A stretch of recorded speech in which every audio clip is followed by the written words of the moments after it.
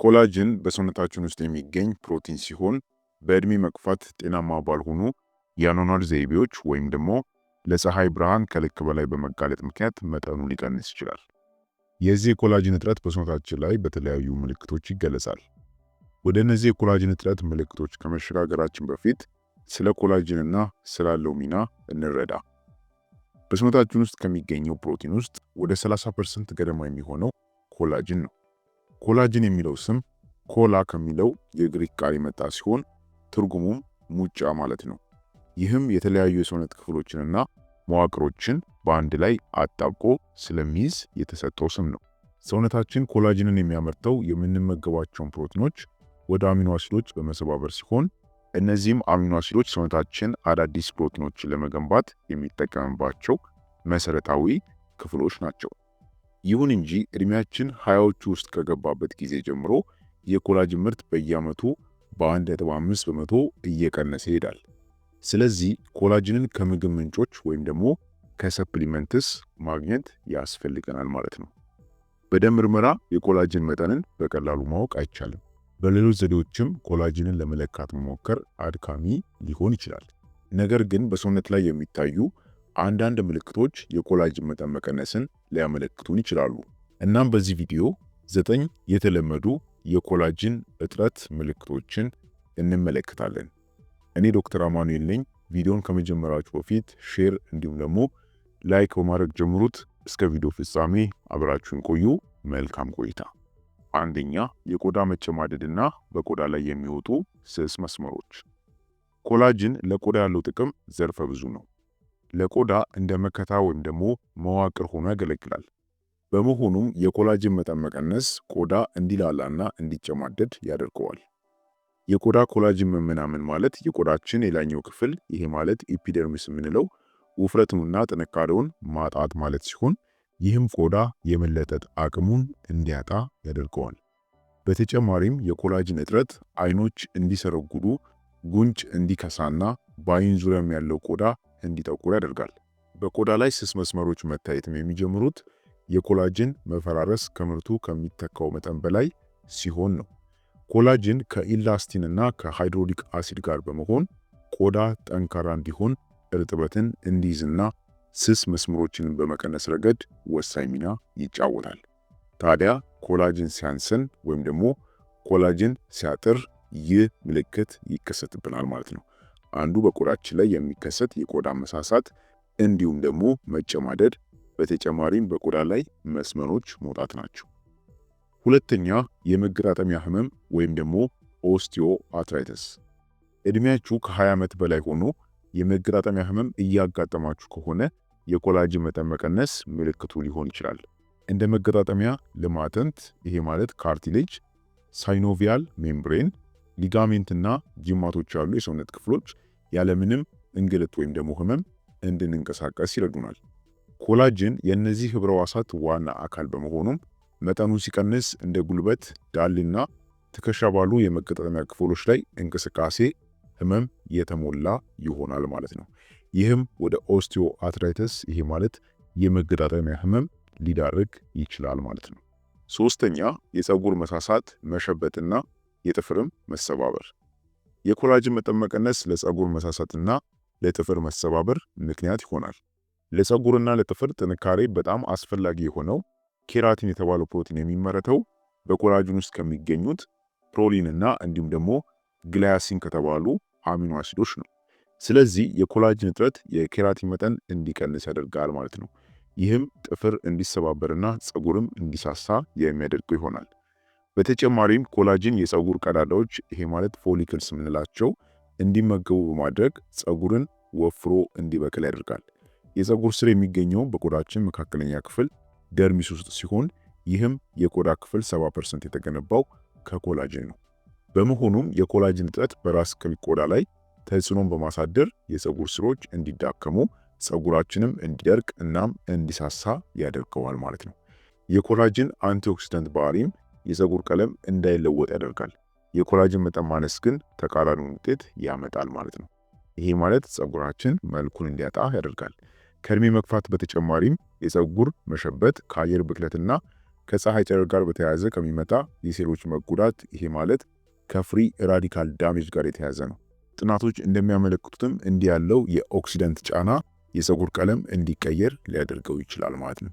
ይሄ ማለት ፀጉር እንዲሸብትም ያደርጋል፣ የኮላጅን እጥረት በሚኖርበት ጊዜ ማለት ነው። ስለዚህ በቆዳችን ላይ እንዲሁም ደግሞ በጥፍራችን ላይ እነዚህ ምልክቶች የምናይ ይሆናል ማለት ነው። አራተኛ የቆዳ መድረቅ። ኮላጅን የቆዳን እርጥበትና ጥንካሬ ለመጠበቅ ይረዳል።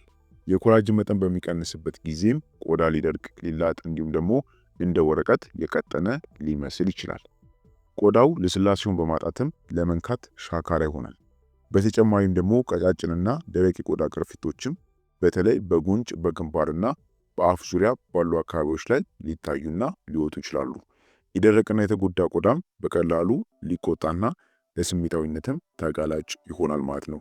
ይህም እንደ ኃይለኛ የቆዳ መዋቢያዎች፣ የአየር ንብረት ለውጥ እናም ደግሞ ቀደም ሲል ቆዳው ይላመዳቸው የነበሩ የቆዳ እንክብካቤ ንጥረ ነገሮችም ጭምር ቆዳን ኢሪቴት ሊያደርጉትና ሊያስቆጡት ይችላሉ ማለት ነው። ለምን? የቆዳ መድረቅ ስላለ፣ በተጨማሪም ደግሞ የቆዳም መሳሳት ስላለ ማለት ነው። ይሄም ደግሞ የሚሆነው በኮላጅን እጥረት ምክንያት ነው። አምስተኛ የሆድ ዕቃ ግድግዳ መላላት። ይሄ ማለት የአንጀት ግድግዳ መላላት ማለት ነው። ኮላጅን የሆድ ዕቃ የውስጠኛው ክፍል ግድግዳ ጨምሮ አብዛኛው የሰውነት አካላት ህብረ ሕዋሳትን ይገነባል። ይህም የጨጓራና የአንጀት ግድግዳ ጠቃሚ የሆኑ ንጥረ ነገሮችን ብቻ እንዲያልፉ የሚፈቅድና ባክቴሪያዎችን ወይም ደግሞ ሌሎች ባዕድ ነገሮች ወደ ደም ውስጥ እንዳይገቡ የሚከላከል ጠንካራ የሆነ የጥበቃ ስርዓት አለው። የኮላጅን መጠን መቀነስ ሲጀምር ታዲያ ይህ የአንጀት ግድግዳ ይዳክማል። ይህም ሊኪ ገት ሲንድረም ለሚባለው የጤና እክል ይዳርጋል ማለት ነው። በዚህ ምክንያት እንደ ተቅማጥ፣ የሆድ መነፋትና የአንጀት መቆጣት ያሉ ምልክቶች ሊከሰቱብን ይችላሉ ማለት ነው። ለምን? የሆድ ዕቃ ግድግዳ ላይ ችግር ስለተፈጠረ ማለት ነው። ይሄ ማለት መላላት ስለተፈጠረ ተቅማጥ እንዲሁም ደግሞ የሆድ መነፋት፣ የአንጀት መቆጣት ምልክቶች የሚከሰቱ ይሆናል። ይህም በኮላጅን እጥረት አማካኝነት የሚመጣብን ነው ማለት ነው። ስድስተኛ የደም ዝውውር ችግሮች ወይንም የደም ግፊት መቀነስ። የማዞር ስሜት፣ ራስ ምታትና የድካም ስሜት እያጋጠማችሁ ከሆነ የደም ግፊታችሁ እየቀነሰ ሊሆን ይችላል። ሰውነታችን ደም የሚያገኘው በደም ቧንቧዎች አማካኝነት ነው። ኮላጅንም የእነዚህ የደም ቧንቧዎች አንዱ ግንባታ አካል ነው። ቅድም እንዳልነው ኮላጅን እያንዳንዱን የሰውነታችንን ህብረ ህዋሳት የሚገነባ ፕሮቲን ነው ብለናል። የኮላጅን እጥረት የእነዚህን የደም ቧንቧዎች መደበኛ ስራ ሊያስተጓጉል ይችላል። ይህም ለተዛባ የደም ግፊት መጠን በተለይ ደግሞ ለደም ግፊት ማነስ መንስኤ ሊሆን ይችላል ማለት ነው። ስለሆነም እንደ ድካምና ራስ ምታት ያሉ ምልክቶች በተለይ ከኮላጅን እጥረት ጋር በተያያዘ ሊከሰቱ ይችላሉ ማለት ነው። ሰባተኛ የአጥንት ጥንካሬ መቀነስ። ስለ አጥንት ጤንነት ስታስቡ መጀመሪያ ወደ አእምሯችሁ የሚመጣው ንጥረ ነገር ካልሽየም ነው።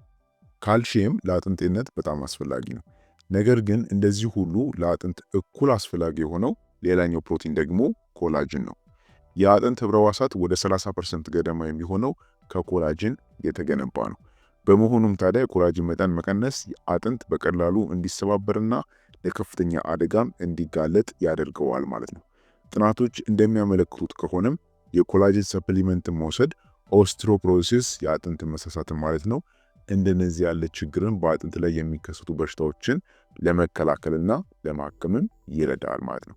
ስለዚህ አጥንታችን ካልሽየምን ብቻ ሳይሆን ኮላጅንም እንደሚፈልግ ማሰብና መገንዘብ ይኖርብናል። ታዲያ የአጥንት ጥንካሬ መቀነስም የኮላጅን ማነስን ሊያመለክተን ይችላል ማለት ነው። ዘጠነኛ የቆዳ መሰነጣጠቅና ሸንተረር።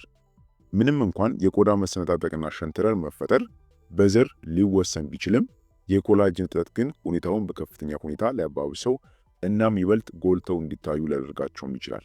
ኮላጅን ለቆዳ መዋቅራዊ ድጋፍ የሚሰጥ ሲሆን መጠኑ በሚቀንስበት ጊዜ ቆዳም የመለጠጥና ራሱንም የመከላከል አቅሙ የሚዳከም ይሆናል። ይህም የመለጠጥ አቅም መቀነስ ቆዳ በቀላሉ እንዲሰነጣጠቅ ያደርገዋል። ይህም በፍጥነት በሚያድግበት ወይም ደግሞ የሰውነት ክብደት በሚለዋወጥበት ወቅት ሸንተረር እንዲፈጠር ምክንያት ይሆናል ማለት ነው። በተጨማሪም ኮላጅን ለጠባሳ ፈውስና ለትክክለኛ የጠባሳ ህብረ ሕዋሳት ግንባታም እጅግ አስፈላጊ ነው።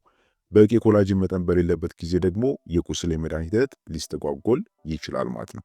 ይህም ወደ ወፍራም ወጣ ያሉና እንዲሁም ደግሞ የቆዳ ቀለምን ወደሚያጠቁሩ ጠባሳዎች ሊያመራ ይችላል ወይም ደግሞ እነዚህን ጠባሳዎች በቆዳችን ላይ ሊፈጥር ይችላል ማለት ነው። ልክ እንደ ሰንበር ጠባሳ ሆነው የሚቀሩ ቁስለቶችን ሊፈጥርብን ይችላል ማለት ነው።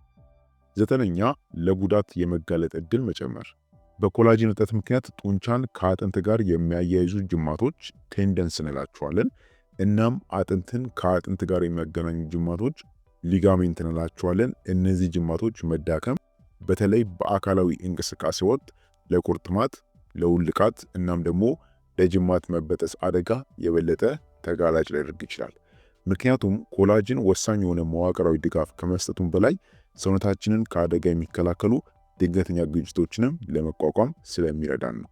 የኮላጅን መጠን ሲቀንስም የዕለት ተዕለት እንቅስቃሴዎች ወይም ደግሞ መጠነኛ ጫናዎችም እንኳን ቢሆኑ በእነዚህ ህብረ ሕዋሳት ላይ ከባድ ጫና ሊፈጥሩ ይችላሉ።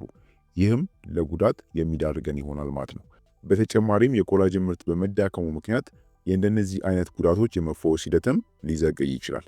ይህም ታዲያ ለተደጋጋሚ ጉዳት የመጋለጥ እድልን የሚጨምር ይሆናል ማለት ነው። ስለዚህ እንግዲህ እንደ አጠቃላይ እነዚህ የተመለከትናቸው 9 ምልክቶች በሰውነታችን ውስጥ የኮላጅን እጥረት እንዳለብን የሚጠቁሙንና የሚያሳዩን ምልክቶች ናቸው ማለት ነው። አብዛኞቹም የሰውነታችን ህብረ ሕዋሳት የተገነቡት ከኮላጅን ነው። ታዲያም ይህ ንጥረ ነገር ደግሞ እድሜ እየጨመረ በሄደ ቁጥር መጠኑ በየጊዜው እየቀነሰ ይሄዳል ማለት ነው። የኮላጅን ጠቀሜታዎችን የዕለት ተዕለት ልምድ አካል ማድረግ ጤናማ ቆዳ እንዲኖረን፣ የመገጣጠሚያዎች ተግባር እንዲሻሻል እናም አጠቃላይ ሰውነት ጤንነታችን እንዲጠበቅ ይረዳል። በተጨማሪም በኮላጅን የበለጸጉ ምግቦችን በመመገብ የኮላጅን መጠን በተፈጥሯዊ መንገድ ማሳደግ ይቻላል። በኮላጅን የበለጸጉ ምግቦች የትኞቹ ናቸው ለሚለው ደግሞ በቀጣይ ቪዲዮ የምሰራላችሁ ይሆናል። ይህም ልምድ ታዲያ በጊዜ ሂደት እየቀነሰ ሄደውን የኮላጅን መጠን መልሶ ለመተካትና ለመገንባት ይረዳናል ማለት ነው። ስለዚህ በዚህ መልኩ በሰውነታችን ውስጥ የተከሰተውን የኮላጅን እጥረትን ማስተካከል እንችላለን ማለት ነው። ስለሆነም ክቡራን ቤተሰቦች ለዛሬ የነበረን የጤና ትምህርት ይመስል ነበር። አይሆፕ ጠቃሚና አስተማሪ እንደሆነ ግምቴ ነው። ቪዲዮ ሌሎችንም ሊጠቅምና ሊያስተምር ስለሚችል በቅንነት ሼር አድርጉልኝ። በቀጣይ ደግሞ በሌላ አስተማሪ የጤና ትምህርት የምንገናኝ ይሆናል። እስከዛው ቸር ሰንብቱ።